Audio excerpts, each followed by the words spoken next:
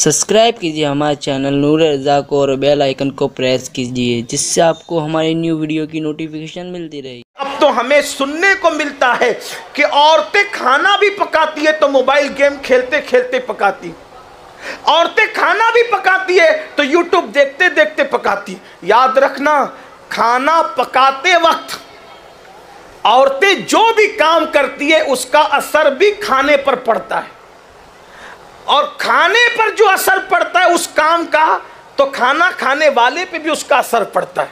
जैसे मैं आपको एक मिसाल के ज़रिए से बताऊं, सुल्तानुल औलिया, निज़ाम मिल्लत व दीन, सिलसिले चिश्तिया की आबरू, सरकार ख्वाजा निज़ामुद्दीन औलिया रहमतुल्लाहि ताला अलैह, जो सरकार बंदा नवाज गेसू दराज रहमतुल्लाहि ताला अलैह के दादा पीर हैं और उनके वालिदे बुजुर्गवार के पीर व मुर्शिद हैं। अल्लाह अकबर। सरकार निज़ामुद्दीन औलिया जैसा वली हिंदुस्तान की ज़मीन ने कम ही देखा, मकाम महबूबियत पर फाइज है। मेरे इमाम अहले सुन्नत सैयदी आला हज़रत लिखते हैं कि जो औलिया मकाम महबूबियत में मशहूर हुए उनमें बहुत मशहूर दो वली हुए।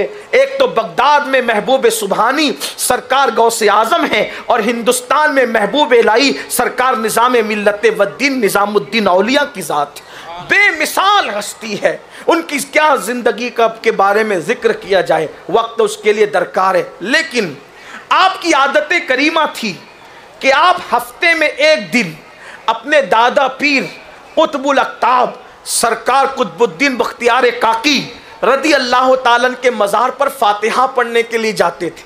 मेरी बहनों से मैं तवज्जो चाहता हूँ, बच्चे बिगड़ रहे हैं, बेटियाँ बिगड़ रही हैं, खुद की कैफियत बिगड़ चुकी है। वजह क्या है? अभी आपको समझ में आएगी वजह। तो सरकार महबूब इलाही जब अपने दादा पीर के मज़ार पे फातिहा के लिए जाते थे, कुछ लोगों ने सरकार महबूब इलाही को मेहरोली शरीफ के करीब रोक लिया, और रोकने के बाद कहा महबूब इलाही से, सरकार यहाँ कुछ औरतें हैं गयासपुर और मेहरोली के बीच में जो अपने जिस्म को बेचती है और अपने आबरू को बेचती है, यानी वो जिस्म फरोशी का धंधा करती है, जिना के अड्डे चलाती है। सरकार, आपका दिल्ली में इतना असर रसूख है कि अगर आप चाहें तो उन लोगों को दिल्ली के बाहर कर दें, शहर बदर कर दें। अवाम की फिक्र तो निकालने की ही होती है, लेकिन सूफिया का तर्ज ज़िंदगी कुछ जुदा होता है। सूफिया खारिज करने वाले, निकालने वाले नहीं होते, बल्कि वो मुजरिम से नफ़रत करने की बजाय जुर्म से नफ़रत करने का मिजाज रखते हैं। तो लोगों ने अपने हिसाब से, अवाम ने अपने हिसाब से मशवरा दिया कि उनको दिल्ली से निकाल दो, क्योंकि वो अपने जिस्म को बेचते हैं। तो महबूब इलाही सरकार ने फरमाया, आप लोगों का मकसद उनको दिल्ली के बाहर करना है या उनका गुनाह ख़त्म करवाना है? तो उन लोगों ने कहा मकसद तो गुनाह ख़त्म करवाना है, दिल्ली से निकालना मकसद नहीं है। और कहा फिर ये मुझ पे छोड़ दो, और आप उन औरतों के पास तशरीफ़ ले गए। यही होता है तरीका। डॉक्टर जा रहा है मरीज़ के पास चल के, हकीम जा रहा है मरीज़ के पास चल, उनके पास गए, उन्होंने जैसी ही खबर पाई कि महबूब इलाही सरकार आ रहे हैं, जल्दी से उन्होंने पर्दा कर लिया। यानी देखो, अल्लाह वालों का अदब उस दौर में ऐसे नापाक जहन रखने वाली औरतों के जहन व दिमाग पर भी था।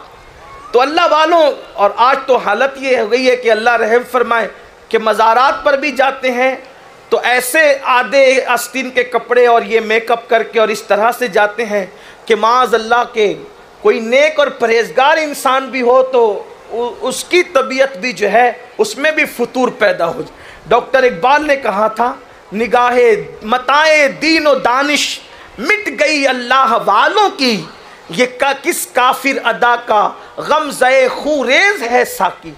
अजीब हाल हो गया। हाल ये था कि ऐसी मुजरिमा औरतें भी अल्लाह वालों की आमद पर पर्दे के अंदर छुप जाती थी, और अल्लाह वालों के आस्थाने पर जाते हैं तो चेहरे पे सुर्खियां मल के, पाउडर लगा के, यूं लगता है जैसे किसी वलीमे में जा रहे, और अब तो हालात ही तब्दील होने लगे। ला इलाहा इल्लल्लाह, क्या कहें, किस तरह कहें, लोग बुरा मानते हैं। हालांकि ये भाई याद रखना, अगर शरीयत की बात करने से किसी को बुरा लगता है तो फिर वो अपने ईमान की खैर मनाया करे। एक बात हमेशा याद रखना, हम किसी के भी मुरीद होने से पहले शरीयत के मुरीद हैं। सबसे पहले हम शरीयत के, जो शरीयत का मुरीद नहीं वो किसी का मुरीद नहीं। ना फिर वो गौसे पाक का मुरीद है, ना वो गरीब नवाज का मुरीद है, ना वो साबिर पाक का मुरीद है, ना वो महबूब इलाही का मुरीद है। शरीयत अव्वल है, सबको शरीयत पर जांचा जाएगा, शरीयत को किसी की जिंदगी पर जांचा नहीं जाएगा। इसलिए हमें शरीयत की बात करते हुए अगर तकलीफ होती है तो अपने ईमान का जायजा लेना चाहिए, कहीं ईमान तबाह तो नहीं हो गया, ईमान बर्बाद तो नहीं हो गया। अल्लाह अकबर। तो बहरहाल हज़रत महबूब इलाही सरकार उनके पास गए, पता चला तो उन्होंने अपने ऊपर पर्दे डाल दिए, चेहरे छुपा लिए। महबूब इलाही सरकार ने फरमाया कि मैं तुम्हें बस इतना कहने के लिए आया हूँ कि मैं आज अपने दादा पीर के मज़ार पे फातिहा पढ़ने के लिए आया हूँ, आइंदा हफ्ते तक तुमको अपने घर का खाना नहीं खाना, आइंदा हफ्ते तक बस तुमको जब तक मैं ना कहूँ गयासपुर शरीफ की खानका से यानी महबूब इलाही की खानका से रोज़ाना तुम्हारे लिए खाना आएगा। तुम कितने लोग हो सब अपनी तादाद बता दो, हमारी खानका से तुम्हारे लिए खाना आया करेगा। अब तुम्हें घर का खाना अपना बनाया हुआ खाना नहीं खाना। और उसके बाद महबूब इलाही सरकार की खानका से रोज़ाना खाना आता वो खाती रहती, खाना आता वो खाती रहती। अगले हफ्ते जब महबूब इलाही सरकार अपने दादा पीर के मज़ार पे फातिहा देने के लिए आए और आपकी बारगाह के अंदर हाजिरी के लिए आए, ना कोई नसीहत की ज़रूरत पड़ी, ना किसी तकरीर की ज़रूरत, ना किसी वाज की ज़रूरत, ना किसी को समझाने की ज़रूरत। वो सब के सब पर्दे में आई और आकर कहती है, मुर्शिद हमें तौबा कराइए, हम तौबा करेंगे और इस गुनाह के करीब अब ज़िंदगी में कभी भी नहीं जाएंगे। तो महबूब इलाही रज़ी अल्लाह ताला के हाथ में उन्होंने तौबा की।